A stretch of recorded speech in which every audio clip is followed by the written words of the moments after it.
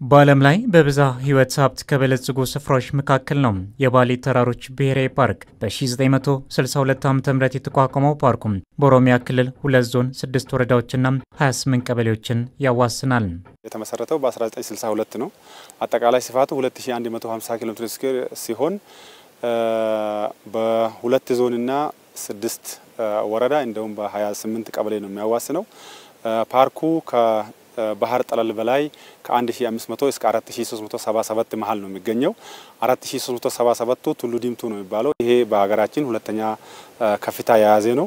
ስለዚህ በዚህ መሃል ብዙ እጽዋቶችን፣ ብዙ የዱር እንስሳትን፣ ብዙ አዕዋፋቶችን በብዛት እናገኛለን ማለት ነው። ከዚህም ሌላ 1667 አይነት እጽዋቶች፣ 80 አይነታት የዱር እንስሳትና ወደ 200 የሚጠጉም አዕዋፋት በፓርኩ ተጠልለው ይገኛሉ። በባሌ ተራሮች ብሔራዊ ፓርክ ውስጥ ከሚገኙ 80 የሚደርሱ አጥቢ ዱር እንስሳት 22 የሚሆኑት በኢትዮጵያ ብቻ የሚገኙ ብርቅዬ እንስሳት ናቸው። በባሌ ተራሮች ብሔራዊ ፓርክ ማዕከል ላይ ነው የምንገኘው። ይህ ስፍራ ከ3500 በላይ ከፍታ አለው። በዚህ በማዕከለኛው ፊንጫ ሀቤራ ስፍራ ነው የምንገኘው። ይህ ስፍራ ከጀርባዬ እንደምትመለከቱት የውሃ ፋውንቴን የሚገኝበት ስፍራ ነው።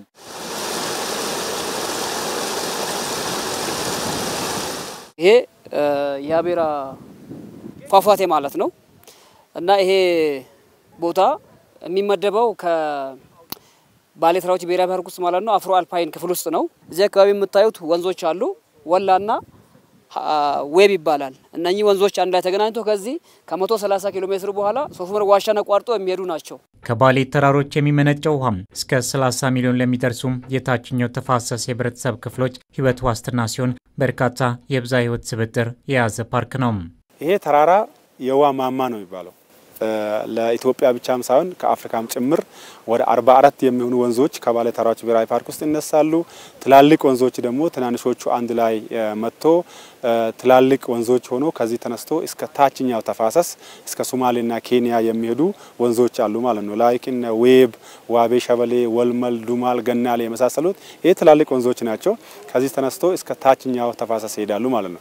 ስለዚህ አጠቃላይ ከባሌ ተራሮች ብሔራዊ ፓርክ ውስጥ የሚጠቀሙ ማህበረሰብ ወደ 30 ሚሊዮን ህብረተሰብ ከዚህ ተራራ ይጠቀማል ማለት ነው። አሁን ላይ ባሌ ብሔራዊ ፓርክን የሚጎበኙ ቱሪስቶች ቁጥር እየጨመረ መምጣቱን የሚገልጸው የፓርኩ አስተዳደር በአማካይ ከ37 ጎብኚ በላይ በቀን ፓርኩን እንደሚጎበኝ ይገልጻል። በ9 ወራት ውስጥ ከ6500 በላይ ጎብኚዎች ከፓርኩ ተፈጥሮ ጋር ራሳቸውን አዋደዋል ይላል የፓርኩ መረጃ።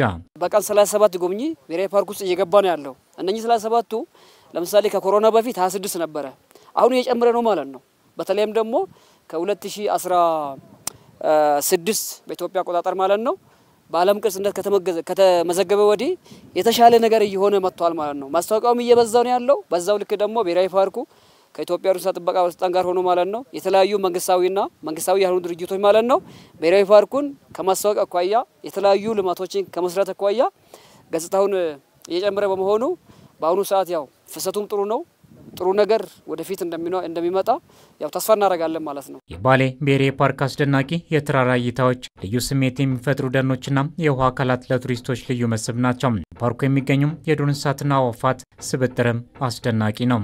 Nowadays, looking into what's happening around the world, በአሁኑ ጊዜ በፕላኔታችን ምን እየሆነ እንዳለ ተመልከት። እንደዚህ አይነት ውብ ስፍራና የመሬት አቀማመጥ ከወዴት ታገኛለህ? አረንጓዴና የተጠበቀ ስፍራ በዚህ በኢትዮጵያ ብቻ ይገኛል። ኢትዮጵያ በዓለማችን ምርጥ የቡና ሀገር ተብላ ትጠራለች። ልጨምርልህ፣ ኢትዮጵያ በዓለማችን ምርጥ የቱሪዝም መዳረሻ ስፍራም ናት። The best tourism, ecotourism in the world. አጠቃላይ ይሄንን ፋውና እና ፍሎራ ወይም ደግሞ በብዛት ይሄ ባዮዳይቨርሲቲ ሆት ስፖት የሚባል ቦታ ነው ማለት ነው። በአንድ ፓርክ ውስጥ ብዙ ዓለም የሚገኝበት ነው ማለት ነው። ስለዚህ ከዚህ ተነስቶ አንድ ስም አለው፣ ትልቅ ስም አለው ባሌ ተራሮች ብሔራዊ ፓርክ።